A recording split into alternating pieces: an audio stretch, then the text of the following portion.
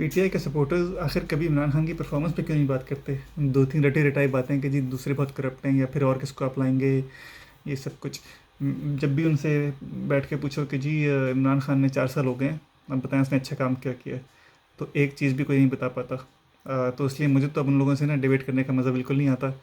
और ज़ाहिर है एक कल्ट की शक्ल एक लीडर इख्तियार किया हुआ है, तो उसमें वो परफॉर्मेंस के ऊपर क्या बताएंगे जब कोई है ही नहीं परफॉर्मेंस। तो आज मैंने ऐसा फैसला किया कि just to even out the level playing field करने के लिए मैं दो तीन चीज़ें बता देता हूँ जो इमरान खान ने अच्छे किए हैं। तो पीटीआई सपोर्टर्स को पहले से जी यू आर वेलकम। और ये मैं सिंसियरली बता रहा हूँ, ये वाकई जो मैं समझता हूँ इमरान खान ने अच्छे काम किए हैं। ये देखें, फर्स्ट डैम्स।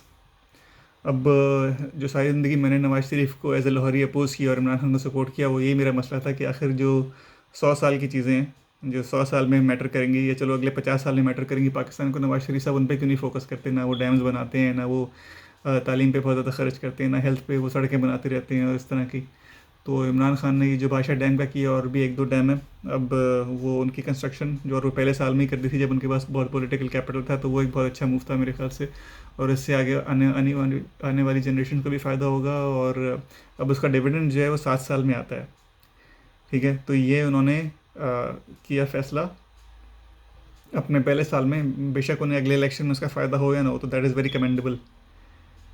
तो ये डेफिनेटली इमरान खान की बहुत बड़ी अचीवमेंट है, क्योंकि Pakistan will be water scarce country in 2025 and it will absolute scarce country in 2040। जो हम जब बचपन में स्कूल में ज्योग्राफी पढ़ते थे, हमें बताया करता था कि पाकिस्तान में 5 दरिया हैं। अब वो आप वहाँ जाएँ वो सूख रहे हैं दरिया, मेरे ख्याल से 1 या 2 रह गए हैं अब तो ये डैम डेफिनेटली एक बहुत बड़ी इमरान खान की कंट्रीब्यूशन है पाकिस्तान में, since he became prime minister. उससे पहले और भी हैं, नमल यूनिवर्सिटी है, आगा खान है, सॉरी शौकत खानम है, वर्ल्ड कप जीतना है। लेकिन ये मैं बता रहा हूँ since he became prime minister. दूसरी जो बहुत ज़बरदस्त जो अच्छा काम किया इमरान खान ने, वो है जी टैक्स पैकेट बढ़ाना। अब वो अब परफॉर्मेंस जिस तरह एनालाइज की जाती है ना, वो उसमें दो चीज़ें देखी जाती हैं। एक एक उसकी जो आइडिया है, जिस तरह मतलब कि जो द एक्ट और उसकी फिर एग्जीक्यूशन। ये दूसरा वाला जो एक्ट है वो है टैक्स ब्रैकेट को बढ़ाना।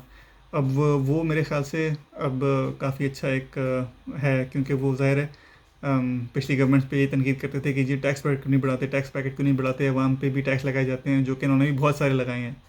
सेलफ़ोन अगर पहले जो 3 महीने के लिए लेके जाते थे आप पाकिस्तान, अब उस पर 1 महीने में टैक्स लग जाता है। और एक आईफोन जो $1000 का है उस पर $500 तो टैक्स लग गया, तकरीबन $483 शायद। बहरहाल अगेन डायरेक्शन कम से कम इस चीज़ में नज़र आती है कि टैक्स पैकेट को उन्होंने एक्सपेंड करने की कोशिश ज़्यादा की है। पहले शायद वो कोई बहुत ज़्यादा नहीं होगी, जिस तरह अमेरिका में अगर 50% लोग टैक्स देते हैं, पाकिस्तान में 0.9% देते थे। अब मुझे नहीं पता कितने हैं, मेरे ख्याल से अभी 2% पे भी अगर पहुंच गए हों, तो वो भी एक डबल करना होगा फ्रॉम द टैक्स पैकेट। और जो रेवेन्यू जनरेशन है वो उन्होंने काफ़ी की है। ये एक अचीवमेंट जो उनकी कंसिडर की जाती है। होपफुली एक ट्रेंड कंटिन्यू रहेगा और लोग टैक्स ब्रैकेट में आएंगे। गरीब लोगों पे और ज़्यादा नहीं चूसा जाएगा, उनको जितने वो कर सकते हैं। मतलब एक $500 का अगर जैसे का कार्ड डलवाओ तो उस पर अगर $100 टैक्स था, तो वही टैक्स बढ़ बढ़ के 150 नहीं हो जाएगा। होपफुली जो और चीज़ें पर टैक्स नहीं लग रहा है, जिस तरह रियल एस्टेट हो गई, कंस्ट्रक्शन हो गई, उन चीज़ों पर लगेगा टैक्स, ताकि जो ऑलरेडी लोग टैक्स दे रहे हैं उन पर ज़्यादा बर्डन ना पड़े। ठीक है जी। तीसरी चीज़ है जी, ये तो शायद किसी को भी पीटीआई के जो अच्छे अच्छे हैं उनको नहीं पता, मेरे ख्याल से मिनिस्टर्स को भी नहीं पता, वो है पीआईए की परफॉर्मेंस। अब शायद आप लोगों को ये इतनी बड़ी चीज़ ना लगे कि पीआईए को परफॉर्मेंस करना क्या क्या बड़ी बात है, लेकिन ये एक्चुअली एक वाकई बहुत बड़ी चीज़ है। क्योंकि उसमें पीआईए का मसला ये था कि वो बिल्कुल पीपल्स पार्टी के वर्कर्स के कब्ज़ों में था, और उन्होंने यहाँ से पीआईए गले से पकड़ा हुआ था पीआईए को। उसी के एक्सचेकर में से उनको तनख्वाहें मिल रही थी, जहाँ पे एक एक बंदा रिक्वायर्ड है वहाँ पे 300 लोग थे। और इसीलिए इसको प्राइवेटाइज नहीं होने देते। और ये पीआईए का इस तरह नुकसान चलता रहता है। तो ये एक बहुत बड़ी अचीवमेंट है। तो इसीलिए इमरान खान साहब ने जब कराची से उसका हेडक्वार्टर इस्लामाबाद शिफ्ट करने के लिए गया, तो पीपल्स पार्टी की चीखें निकल गई थी, क्योंकि उनको परफॉर्मेंस से तो कुछ है नहीं। उनको ये है कि बस हमारे जेलों को टैक्स मिलता है, वो तनख्वाहें मिलती रहें, पर्क्स मिलते रहें, उनकी रिटायरमेंट मिलती रहे, उनको पेंशन मिलती रहें। तो ये थी पीटीआई की अचीवमेंट्स। और मेरे ख्याल से you are welcome PTI workers.